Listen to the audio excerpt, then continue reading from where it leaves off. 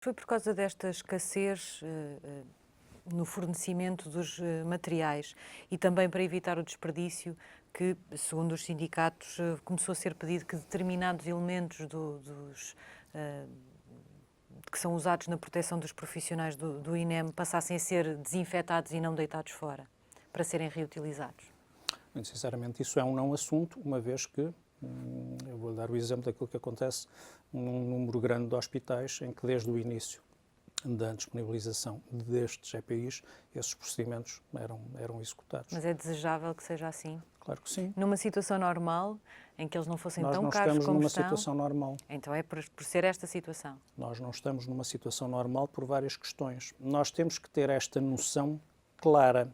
Tudo aquilo que os nossos trabalhadores puderem fazer para reduzir o consumo de EPIs, nomeadamente pela sua utilização muito criteriosa e pela reutilização de alguns componentes que podem ser, com toda a segurança, reutilizados, pode e deverá ser feito. A utilização dos equipamentos de proteção individual tem que ser feita de forma muito judiciosa, porque neste momento nós, em Portugal e nos outros países, ainda não temos condições para garantir que todos os profissionais têm um nível máximo de proteção que é possível perante um risco que cada vez é maior, mas que ainda não justifica que todo e qualquer doente que é abordado, toda e qualquer vítima que é abordada, neste caso concreto, no pré-hospitalar, justifique a colocação de um EPI completo. Eu sou o primeiro a reconhecer que, efetivamente, aquilo que nós conseguimos transferir para os bombeiros não cobre as despesas que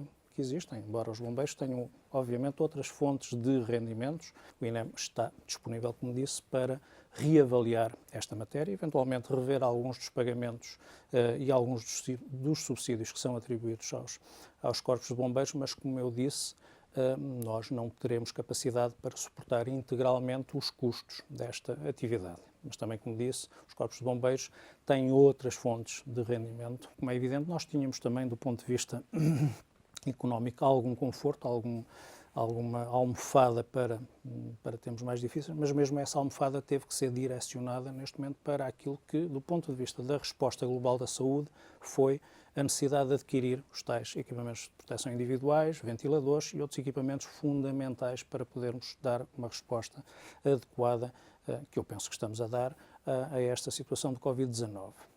O que significa que tempos difíceis virão. Por causa da gravidade deste problema, o INEM ativou a Sala de Situação Nacional, mas só o fez 10 dias depois do primeiro caso ser registado em Portugal. Porquê? Nós ativamos a Sala de Situação Nacional quando é necessário, o que não quer dizer que não acompanhemos desde o primeiro momento. Como lhe disse, ainda em fevereiro, nós tomámos medidas, iniciámos medidas para nos prepararmos o melhor possível para esta matéria. Não faria sentido ter sido mais cedo? Para nós não. Foi acionada no momento exato em que deveria ter sido acionada, face àquilo que é uma mais-valia da sala, que nós conhecemos melhor que ninguém, e à necessidade de controle de alguns processos e de alguma informação. No caso das prisões, é uma coisa que brevemente começaram a fazer. Tem alguma indicação do que é que vai acontecer? Vão testar estabelecimentos prisionais inteiros? Comunidades específicas dentro dos estabelecimentos prisionais? Não, isso está, obviamente, a ser preparado em articulação entre o Ministério da Saúde e o Ministério da Justiça, não envolve apenas o INEM. Naquilo que diz respeito especificamente ao Instituto, nós seremos responsáveis por garantir as colheitas, nomeadamente dos guardas prisionais e de outros trabalhadores dos estabelecimentos prisionais, até porque já o fazíamos, sempre que houver alguma suspeita, também poderemos ser acionados para garantir essa colheita. Nós precisamos claramente ter uma revisão da nossa lei orgânica. Não tenho a mais pequena dúvida, por vários motivos. Nós precisamos, e para ter uma ideia, o Conselho Diretivo do Instituto tem apenas 2 elementos, eu acho que deveria ter pelo menos 3. Nós precisamos claramente também de, em sede de lei orgânica, garantir aquilo que é um anseio antigo e foi inclusivamente uma promessa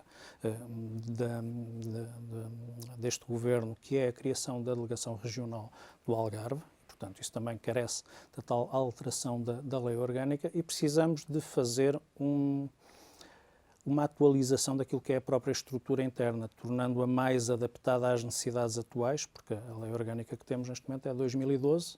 Aliás, ela resultou de um processo de redução, eu diria, brutal daquilo que eram as estruturas internas, quer em termos de dirigentes, quer em termos de serviços do próprio Instituto. Na altura nós reduzimos de 42 para 23, por exemplo, dirigentes, o que significa claramente que há aqui uma necessidade de, tão rapidamente quanto possível, termos uma lei orgânica e uma estrutura interna mais adaptada àquilo que são as exigências, eu diria, do mundo atual. Porquê é que não tem conseguido convencer os ministros da Saúde a ouvi-lo nesse sentido e começar a discutir uma nova lei orgânica? Não, nós já começamos a discutir e eu diria que o assunto estará muito bem encaminhado.